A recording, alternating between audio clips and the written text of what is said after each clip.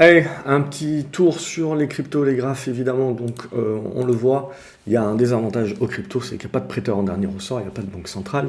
Donc en gros, quand on a un petit peu des fuites de capitaux comme bah, ça va, c'est toujours la même chose, ça crée des courants d'air, et puis à un moment donné, il y en a un certain nombre qui vont profiter pour acheter, pour consolider l'affaire, mais en attendant, voilà, c'est ce que on a une capitulation globalement et une sortie de capitaux. En plus, comme tout le monde est lié, donc vous avez des appels de marge, vous avez du collatéral, donc forcément toutes les cryptos sont impactées et notamment également aussi le Bitcoin. Donc la chose à faire à ce stade-là, c'est de laisser l'orage passer, tout simplement. La problématique, c'est que les seuls chevaliers blancs, ce qu'on appelle les chevaliers blancs, c'est le prêteur en dernier ressort et ceux qui vont essayer de racheter et de sauver et d'essayer d'apporter à nouveau une stabilité. Ce sont d'autres entreprises qui sont également, elles aussi, potentiellement impactées à plus ou moins forte échelle.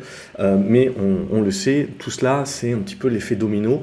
Donc c'est là la problématique. Donc la décentralisation, c'est très bien, mais à un moment donné, il faut se rappeler de l'histoire et du pourquoi on a créé la Fed et les différentes banques centrales également. Donc là, en l'occurrence, pas de prêteur en dernier ressort. Donc du coup, on ne sait pas trop jusqu'où ça peut aller, mais l'idée pour moi est toujours la même globalement sur le Bitcoin, c'est qu'on avait éventuellement la mise en place du rebond à partir du moment où on pète les 19 000, c'est terminé. Maintenant, le truc, c'est que je ne jette pas le bébé avec l'eau du bain, encore à ce stade.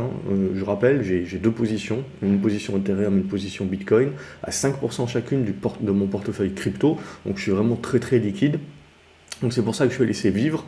Et j'avais cette zone, on en avait parlé, des 17 000 dollars pour moi qui était très importante, à voir si on va la tenir ou pas. Si on enfonce, on peut capituler bien plus et on peut ouvrir la voie évidemment à un retour sur la zone des 13 000 à 10 000 dollars sur le Bitcoin. C'est pas impossible, où on partirait vraiment à ce moment-là en capitulation, mais tout va dépendre évidemment si on trouve une solution ou pas au FTX, si il y a un certain nombre de dommages collatéraux, si dans ces prochains jours on voit que voilà il y en a un certain nombre qui avec les différents appels de marge vont devoir sortir des capitaux également.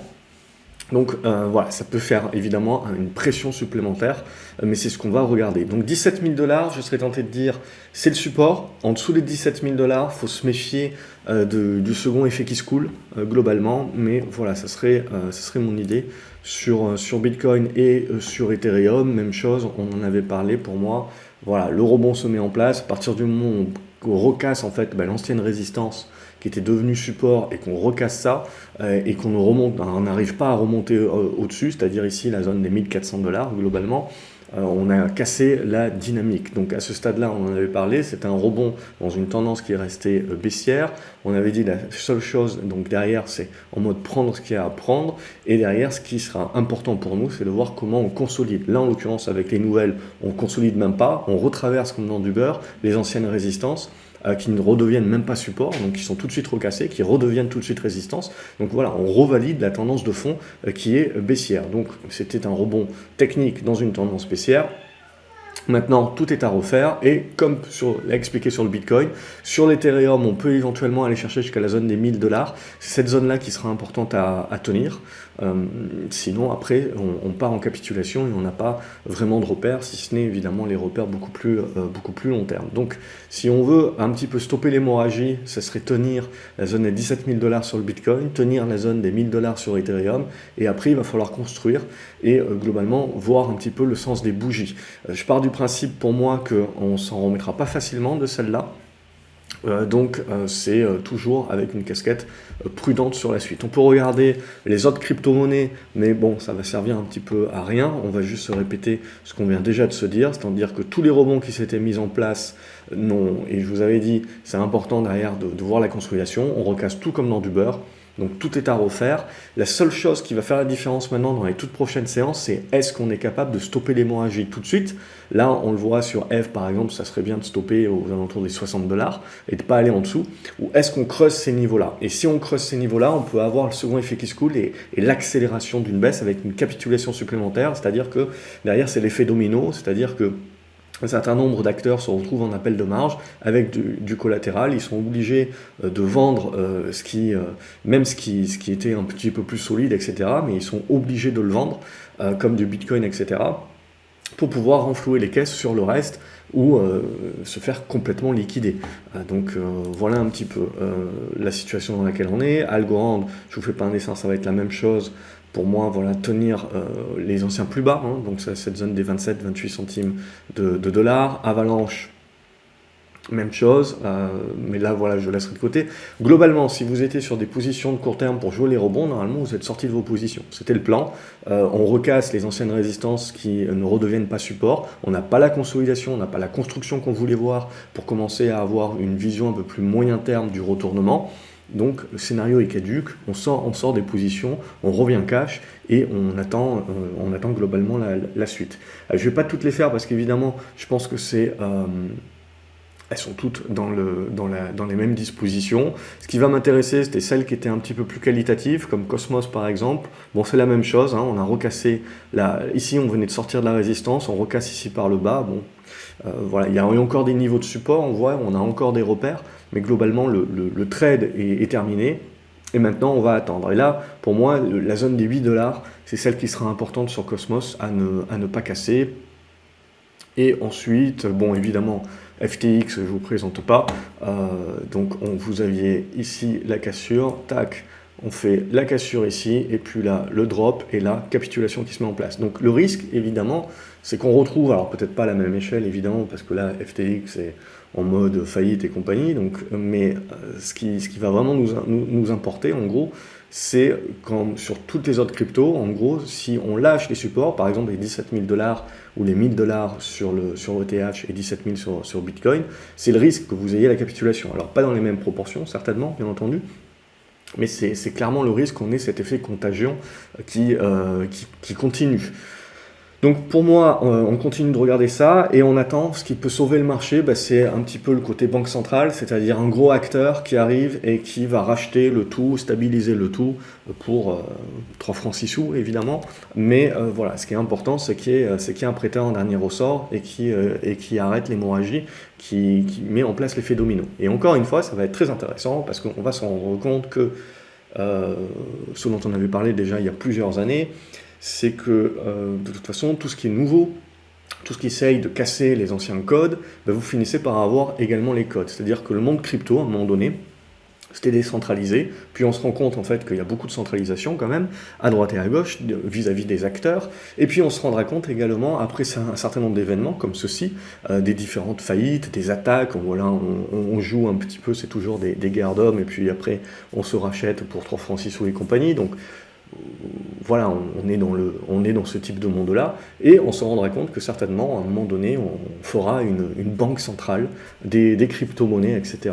Et donc c'est là où ça sera très rigolo dans ce sens-là, c'est que justement, pour mieux réguler, pour mieux éviter justement ce départ de la confiance, parce que ça va être extrêmement dur. Après justement déjà une grosse baisse au niveau des cryptos, vous avez maintenant des faillites qui arrivent, vous avez essentiellement des arnaques et tout ça, tous les poteaux roses commencent évidemment à voir le jour.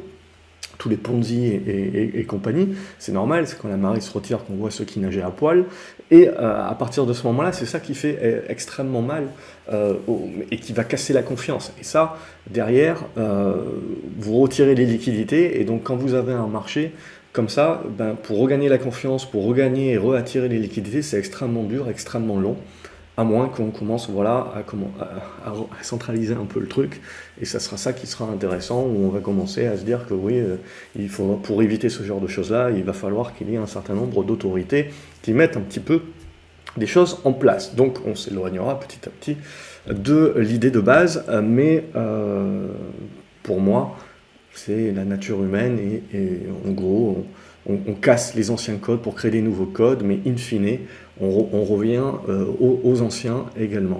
Donc évidemment, je ne parle pas de la technologie, je parle essentiellement de l'approche de décentralisation. C'est ça pour moi qui est le plus important dans la logique et puis l'humain. C'est surtout ça, la mentalité humaine. On va faire un coup d'XRP également, là aussi, bon, on a tout recassé par le bas. Donc après, bon, il y a encore des supports, on voit, c'est celles qui peuvent éventuellement tenir, mais si ça commence à lâcher là, c'est là où vous avez le second FTX Cool qui se met en place. Donc j'attends de voir ces supports. Solana, pour moi, en gros, on voit, elle est emportée également par FTX. Donc quand vous avez des cryptos qui ont cassé les anciens plus bas de cet été, là, les longues congestions qu'on avait mis en place, ça casse par le bas. Là, vous êtes déjà en mode capitulation, vous devez être sorti de ça. Là, on ne sait pas jusqu'où ça peut aller. Vous pouvez avoir toujours du rebond technique, etc., en mode trading, très bien, mais en mode moyen-termiste, investisseur, vous devez être complètement sorti, parce que là, on ne voit pas jusqu'où on peut aller. Alors bien sûr, vous pouvez me récupérer un support de machin de 2020 et compagnie. Non, moi je regarde pas ça, je vois juste que là tout a été cassé par le bas, donc c'est en mode capitulation. Donc on voit tout de suite la différence entre les cryptos qui sont impactés parce que c'est en collatéral, donc pour justement survivre à des appels de marge sur Solana, sur FTX et compagnie, on est obligé de vendre les copains-copines, mais pour autant on voit elles sont moins impactées, donc c'est celle-ci que l'on doit regarder pour vraiment juger ensuite si on a vraiment le second FTX Cool et la capitulation supplémentaire qui se mettra en place.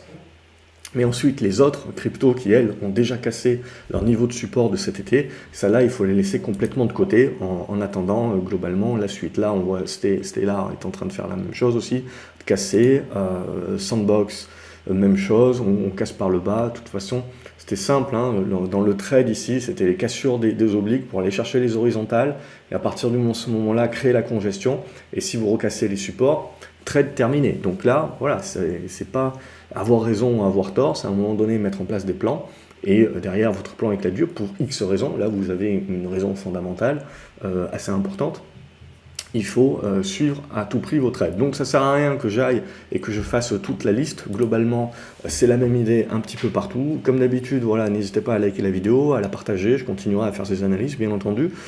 Et on est reparti pour un tour, certainement, de zigzag de construction. Comme je vous ai dit, en règle générale, ce genre de choses-là, ça met du temps. Ça mettra du temps avant qu'on ait une autre construction. À moins que, voilà, on ait vraiment cet aspect centralisation finalement qui revient avec un certain nombre de chevaliers blancs qui se regroupent, qui sauvent la mise, qui réinjectent, et après on verra, parce que tout cela évidemment ça va apporter quelque chose, ça va apporter le besoin des autorités, des anciennes, des nouvelles autorités, de remettre en base un certain nombre de choses pour éviter la suite.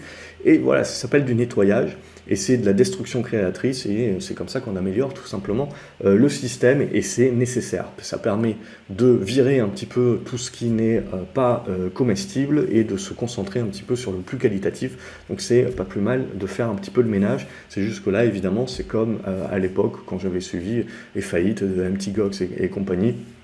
Voilà, vous avez un effet capitulation tout de suite avec un effet peur qui est en mode, voilà, on retire les liquidités. Donc, ce qui est très intéressant, c'est que vous avez beaucoup de personnes qui lèvent leur bouclier sur une loi sapin, etc., qui est là pour éviter justement les bank runs et éviter qu'en cas de panique, finalement, on accélère la problématique et la panique en voulant retirer son argent, ce qui n'aide pas évidemment le système dans son ensemble. Et là, évidemment, vous avez un certain nombre de courtiers, etc., qui, évidemment, pour éviter la fuite des capitaux et leur propre faillite, bloquent les comptes. Et là, il n'y a même pas de loi, il n'y a rien, c'est une décision unilatérale, et donc vous avez beaucoup de comptes comme ça qui sont bloqués. Ce qui n'aide pas forcément à résorber la panique, parce que dès que ça sera à nouveau débloqué, vous risquez d'avoir un certain nombre de ventes supplémentaires. Donc c'est pour ça que je dis, c'est quelque chose qui casse quand même. La confiance était quand même bien éreintée, mais là c'est quand même quelque chose où on aura du mal à reprendre un petit peu de confiance. Il y avait eu Luna et compagnie, et puis voilà, c'est l'arbre qui cache la forêt globalement, et c'est l'effet domino qui se met en place. Donc c'est un mal pour un bien, parce que ça va permettre un petit peu de faire du nettoyage et d'arriver peut-être plus globalement à s'asseoir autour de la table et à commencer à mettre en place un certain nombre de choses. Et évidemment, le comble, c'est qu'on mettra un certain nombre de choses qui viseront vers plus de centralisation. Voilà, je vous souhaite une excellente journée et je vous dis à la prochaine. Salut les graphes.